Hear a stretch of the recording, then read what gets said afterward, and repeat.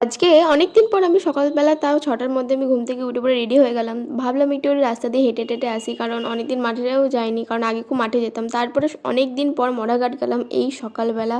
সবে সূর্য উঠছে আর চারিদিকটা এত সুন্দর লাগছে, সর্ষের ক্ষেত পুরো পাশে। আর এই ভিউটা দেখতে দেখতে আমার মনে হচ্ছে যেন আমি কোথাও চলে এসেছি, মানে ঘুরতে, যে এত সুন্দর ভিউ আমাদের কাটোয়াতেই আছে।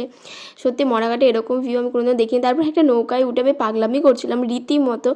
তারপর এখান থেকে আমি ভাবছি লাফ মারবো কি মারবো না, দিয়ে টুক করে লাফ মেরে দিয়েছি, দিয়ে উঠে পড়েছি। তারপর গঙ্গার পাশে এরকম মাটির ভারে চা খেতে কার না ভালো লাগে। তারপর এই যে বেঙ্গল কেকটা, আশা করি সবাই খেয়েছো, আমি জানি এটা খেতে খুব ভালো হয়। তো আমি সেটা উদ্বোধন করে খেলাম, আর সাথে 2 কাপ কফি। উফ! তারপরে 10টার দিকে আমি ভালো করে মাখানো ঝালমুড়ি, তার সাথে 2 কাপ চা নিয়ে বসে পড়লাম আমি খেতে। তারপর মায়ের হাতটা কী করে কাজ করতে করতে কেটে গেছিলো, তাই বললাম একটু ব্যান্ডেড লাগিয়ে নাও, জোর করে তাই লাগিয়ে দিলাম যাতে আরাম পাবে। তারপর দুপুরবেলা ভাত, ডাল, আলু ভাজা, ডিম